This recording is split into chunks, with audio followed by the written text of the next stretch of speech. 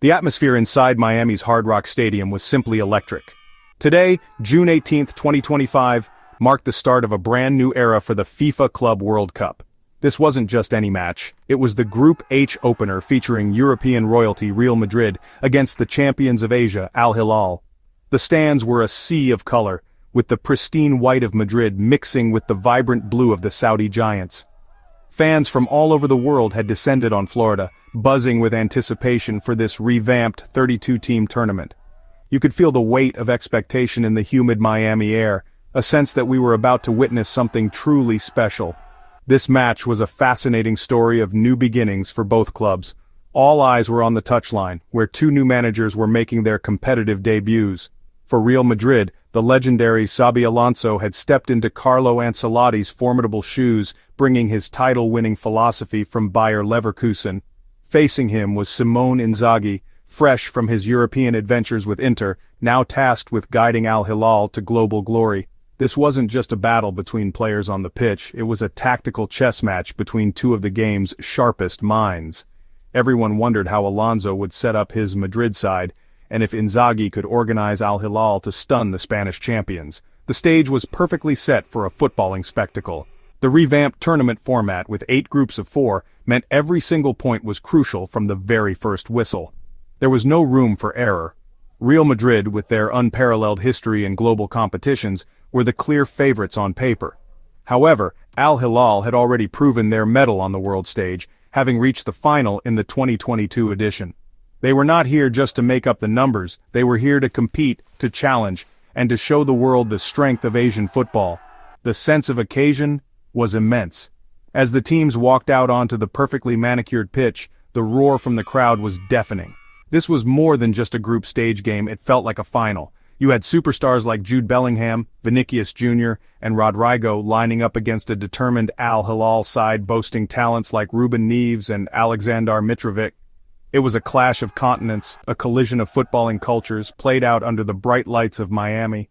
The referee's whistle echoed around the stadium, and with that, the 2025 Club World Cup was truly underway, promising drama, passion, and unforgettable moments for us all. From the very first minute, it was clear that Al Hilal had not come to Florida to sit back and admire their opponents. Simone Inzaghi had his team fired up and organized to perfection. They pressed Real Madrid with a ferocious intensity, refusing to give the likes of Modric and Bellingham any time on the ball.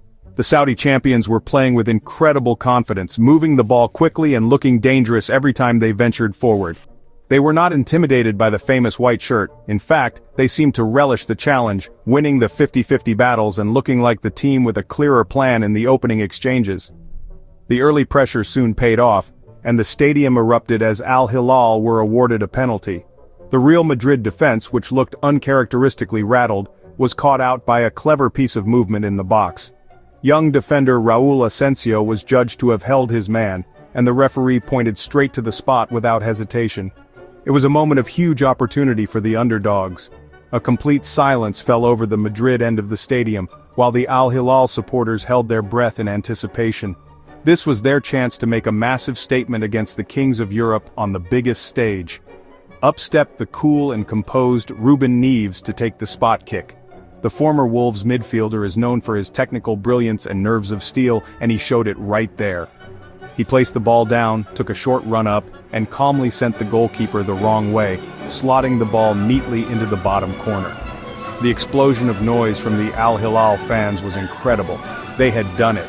They had taken a deserved lead against Real Madrid. The players rushed to celebrate with Neves, a picture of unity and belief. Inzaghi's game plan was working to perfection, and the world was watching. The goal sent shockwaves through the Real Madrid team. Xabi Alonso stood on the sideline looking pensive as his team struggled to find their footing.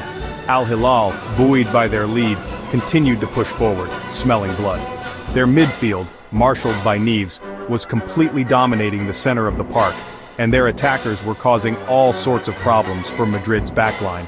For a good 20 minutes it looked like Al Hilal might even run away with it. They had stunned the European champions with their energy, their organization, and their sheer refusal to be second best. It was a truly magnificent start. Facing an early deficit seemed to be the wake-up call Real Madrid needed. You can never, ever write this club off. Slowly but surely, the giants of Spain began to stir. Luka Modric, timeless as ever, started to get his foot on the ball, demanding possession and dictating the tempo with his trademark elegance. Alongside him, Jude Bellingham began to drive forward with more purpose, his powerful runs starting to stretch the Al Hilal defense and create pockets of space for his teammates. The initial shock was wearing off, and the champions of Europe were beginning to impose their will on the game, showing the quality that makes them so feared. The key to Madrid's revival was their dynamic Brazilian duo on the wings. Vinicius Jr. and Rodrigo began to see more of the ball in dangerous areas. Vinicius in particular was a constant threat down the left flank, his electrifying pace and dazzling trickery forcing the Al Hilal right back into a desperate full-time defensive effort. On the other side, Rodrigo's intelligent movement and quick feet started to pull defenders out of position. You could feel the momentum shifting. The waves of Al Hilal attacks subsided, replaced by a sustained period of Madrid pressure as they patiently probed for an opening.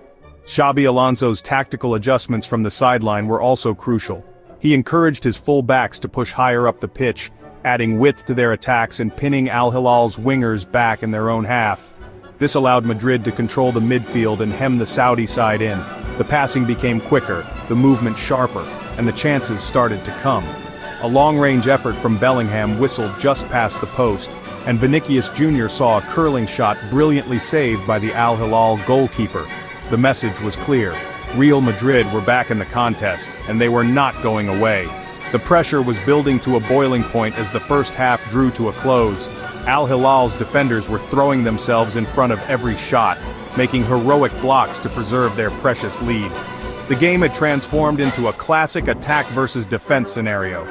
Real Madrid were relentless, circulating the ball from one side to the other, searching for that one moment of magic to unlock the stubborn blue wall in front of them. The tension was palpable. You felt a goal was inevitable. The question was not if Madrid would score, but when. Their response to going behind was simply magnificent. Just when it seemed Al Hilal would make it to the halftime break with their lead intact, Real Madrid finally found their breakthrough. The equalizer was a work of art, a goal that showcased the brilliant understanding between their Brazilian stars. Rodrigo picked up the ball on the right wing, cut inside past two defenders, and slid a perfectly weighted pass into the path of a clever run from his teammate. It wasn't one of the usual superstars who got on the end of it, but instead the young forward Gonzalo Garcia, who had found a pocket of space in the box. He took one touch to control the ball and a second to fire it into the back of the net. The goal was a hammer blow to Al Hilal, but a huge relief for Real Madrid. The second half became a much more cagey affair, a tactical battle where neither side wanted to give an inch. The end-to-end excitement of the first half was replaced by a tense, strategic chess match. Madrid controlled more of the possession, but Al Hilal remained incredibly organized and dangerous on the counter-attack. Aleksandar Mitrovic became a focal point for them, holding the ball up brilliantly and bringing his teammates into play, proving to be a real handful for the Madrid center-backs all afternoon. As the final minutes ticked away, the game opened up once more, with both teams desperately searching for a winner. Vinicius Jr. nearly won it for Madrid with a moment of individual brilliance, weaving past three defenders before forcing a world-class fingertip save from the Al Hilal keeper. Moments later at the other end, a swift counterattack saw Al Hilal create a golden opportunity, but the final shot flew agonizingly wide of the post. The crowd was on the edge of their seats, living every kick of the ball as the action swung from one box to the other in a frantic finale. In the end, a 1-1 draw was a fair result, and the final whistle was met with applause from all corners of the stadium. This match was a fantastic showcase for the new Club World Cup. It demonstrated that the gap between continents is closing. Al Hilal proved they are a world-class side capable of going toe-to-toe with the very best, while Real Madrid showed their champions' mentality to fight back from a losing position. This game wasn't a final, but it had all the tension, quality, and drama of one. It set the stage perfectly for what promises to be an unforgettable tournament.